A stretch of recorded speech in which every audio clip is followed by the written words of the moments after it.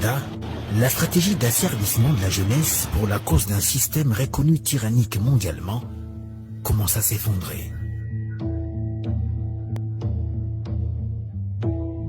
Les jeunes, utilisés souvent dans la propagande du régime de Kigali et la divulgation des fausses informations sur la guerre de l'Est de la RDC, dans le but de désorienter l'opinion internationale et saper le moral de la population congolaise, donne petit à petit de la voix.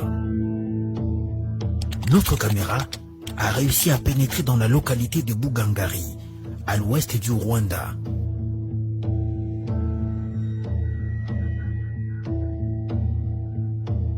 Nous y avons rencontré quelques jeunes qui ont accepté de braver la peur pour expliquer les méthodes machiavéliques d'un pouvoir totalitaire qui n'est jour que sur l'annexion d'une partie de la RDC et ferme basse à ses immenses richesses.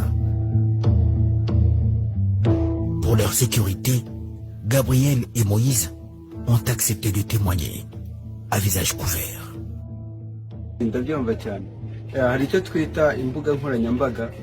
Je comprends bien votre préoccupation. Il y a ce que nous appelons les différentes plateformes de communication.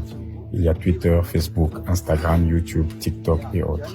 Ces plateformes sont beaucoup plus en train d'influencer la génération actuelle. Certains jeunes utilisent ces réseaux sociaux pour se faire de l'argent, d'autres les utilisent pour la propagande et la propagation des fausses informations afin de déstabiliser les autres. Moi-même, j'utilise Facebook, Twitter et YouTube. J'ai même déjà été contacté par certains dignitaires pour que je fasse la promotion de l'image positive de mon pays, le Rwanda, parler des actions de notre président et aussi parler de l'aspect positif de la guerre du M23 qui est menée au Congo. Il nous était demandé de travailler pour propager le plus rapidement possible les informations qui nous sont favorables et susceptibles à déstabiliser le pouvoir de la RDC.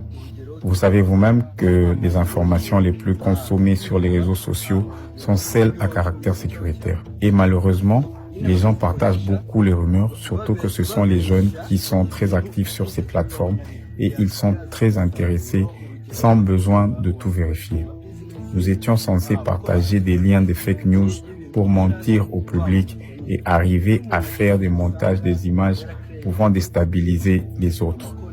Nous devrions dire par exemple que les rebelles du M23 viennent de prendre un tel ou un tel autre territoire, prendre juste une photo et l'éditer.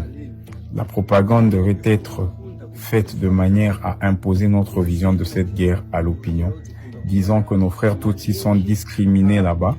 Il leur est refusé le droit de jouir des droits dans ce pays comme les autres Congolais.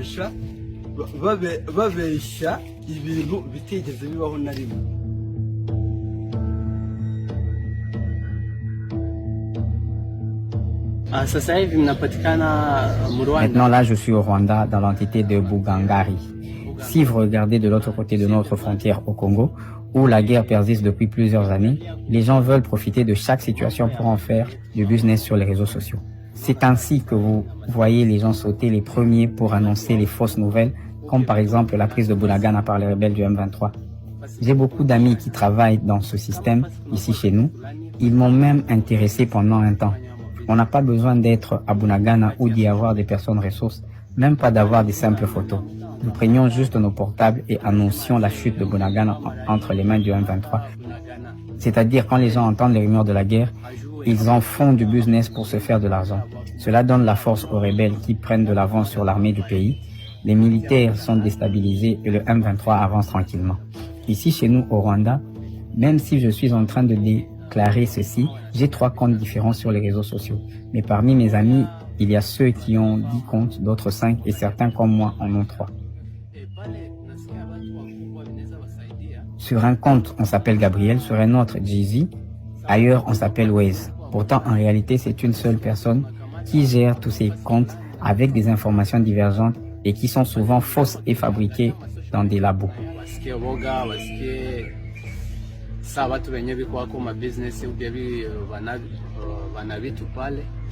Watasikia woga.